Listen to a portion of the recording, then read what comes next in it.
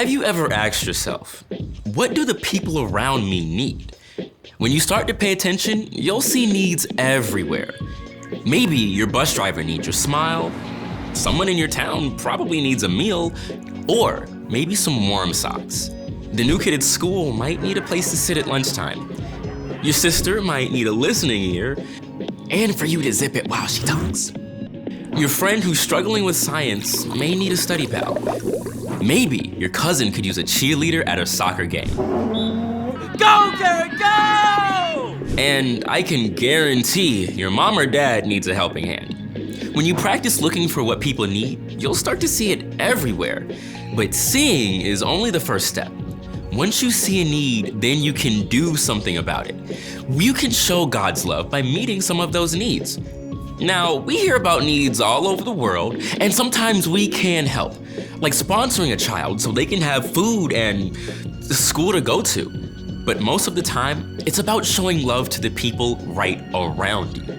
God can give you the vision to see and the creativity to help the people you see every day. When you care enough to do something about someone else's needs, it's like shining a light so others can see God at work. That's why compassion is an amazing way to worship God with your life. Because worship is about more than just singing loud. It's all about living loud.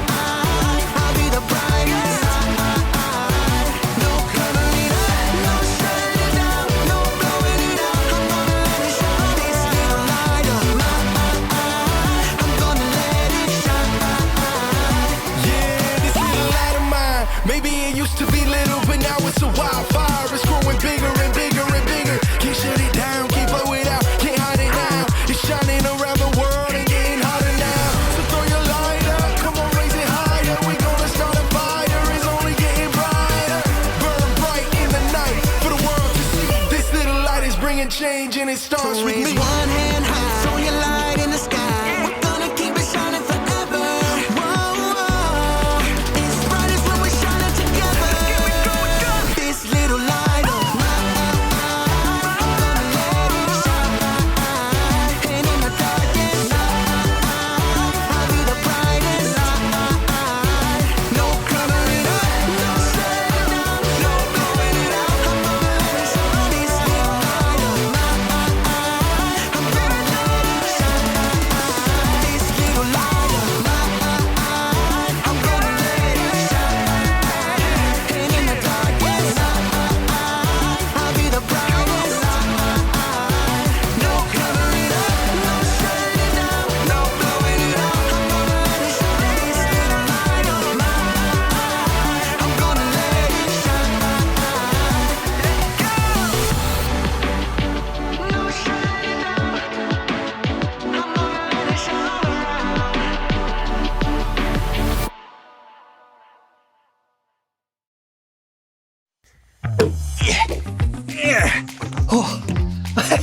welcome to Storyland. Oh, oops.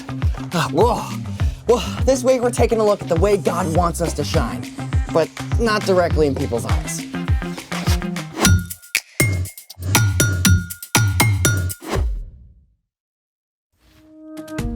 Hey, I'm Carter. And I'm Zeke. And this month, we're talking about how trusting and following Jesus changes the way we treat others. So we can live bright. Not that kind of bright. I was exploring in our attic at home. There's no good light up there. Find anything? Oh, indeed I did. I excavated this piece of ancient technology. Oh. It plays music. How? Does it have a Wi-Fi connection? You have to feed it one of these. Oh, right, CDs. Can we play one? Nope, the batteries are corroded, but I discovered something fun. Here, see how it catches the light? Yeah, rainbow colors. Here. You hold this. Okay. Lights, please. Oh, look at that. Very cool. The CD is just like a prism. When white light hits a CD, the fine circular lines on its surface diffract the light, which is separated into all the colors of the rainbow. Thank you for enlightening us. You know, I've got another bright idea. Oh? Oh, I'm gonna need your headlamp. I'm in. You ready? Let's do it. So, I was brick building with my little sister yesterday, and we created this. What have we here? Welcome to the Light Maze Challenge! I see a maze. I see a light. What's the challenge? This is us. We're bricktastic. You and me, we're stuck in the dark here in the center of the maze. Oh, it's not dark. Well, it will be when we turn off the lights. Oh. Your challenge is to direct this light in such a way that it goes along each pathway in the maze until it reaches us right here in the middle. So we're mastering light? Let me reflect on that. Aha! Reflection! Mirror, mirror in the lab, who's gonna beat this challenge that's fab? Okay, that is a terrible rhyme. Also, you have 60 seconds to set up the maze. Ready? Like a light bright. Speaking of which, lights out. And go! Oh. Put that there, perfect. All right, that goes there. It's already reflecting. Yes, look at that. Nice, nice. Just a little bit more. I can see the light. There it is. It's almost reached us. And done! You've managed to beat the challenge and rescue us from the peril of the dark. Lights! You did it! Amazing! As light enters the maze, it reflects off each mirror in order until it reaches us in the center. Oh, thanks for making my day just a little bit brighter, bro. Anytime. Speaking of brighter, it's time for The story before the story. Today, we're in the book of Matthew.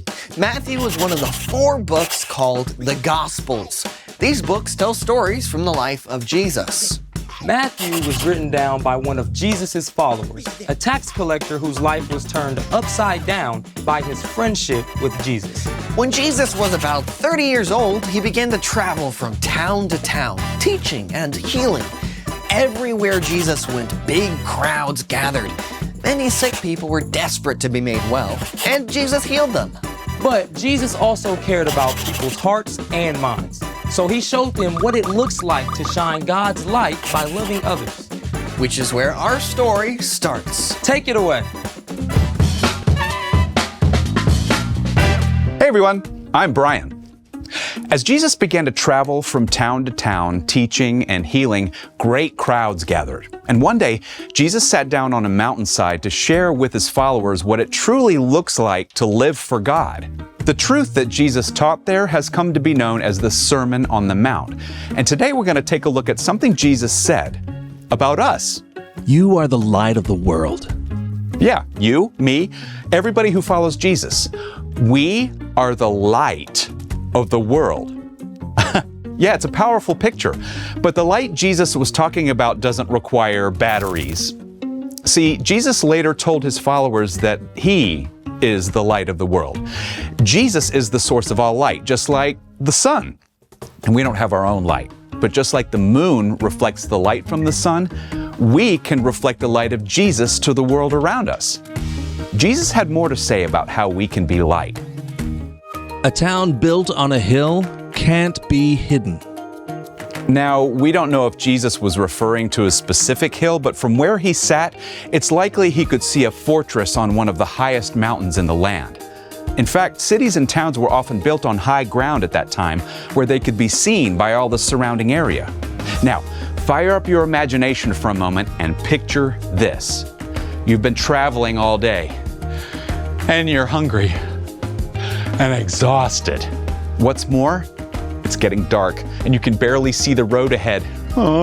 You desperately need a safe place to spend the night, and at last, you look up, and there, in the distance, you see a town, high on a hilltop, glowing with light.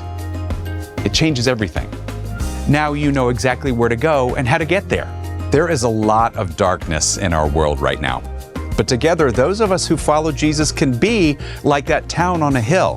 When we look for the needs of those around us and choose to help, we shine the light of Jesus for everyone to see. Jesus finished with another word picture. Also, people do not light a lamp and put it under a bowl. Instead, they put it on its stand. Then it gives light to everyone in the house. In the same way, let your light shine so others can see it. Then they will see the good things you do, and they will bring glory to your Father who is in heaven. Every day we each have the opportunity to be light, like a lamp. And as we all know, it's not helpful to cover up a lamp. So not helpful. Here's how you fit in.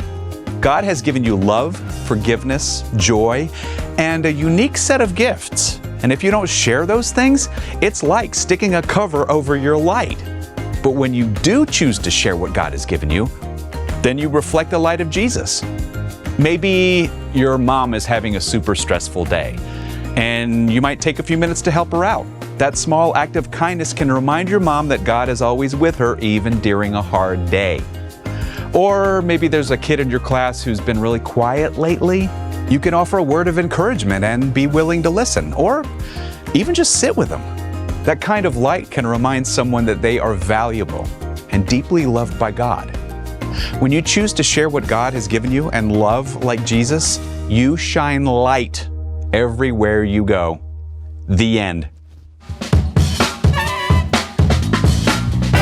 Gotta be real. Some days I feel more like a burnt out bulb than a bright light. I mean, I don't know if I want everyone looking at me.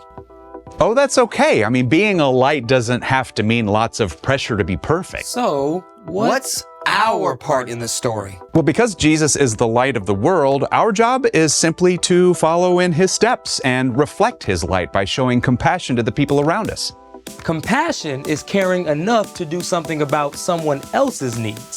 So I guess the first step is really just paying attention. That's right. You can ask God to open your eyes to the needs of the people in your life. And meeting those needs may be very simple. Like giving up a few minutes of your recess to help a friend find their lost water bottle. Or taking some of the cookies you and your mom baked to the lonely neighbor next door. What about a smile? Oh, for sure. I mean, if a friend is bored or bummed out, sometimes sharing a simple smile is enough to change their mood. It all comes back to keeping your eyes open and loving like Jesus. You've definitely got it. See you next time. So, here's the thing. You can shine God's light. And you can do it in amazing ways. You know, I bet we can make this even more epic. I got more bricks. Oh, Oh yeah. Thanks for joining us in the Story Lab. See you next time. Okay. You think we should like make a roof? Oh yeah, absolutely. Yeah. We can Okay. use this. I'll put that on Like the corner there. Yeah.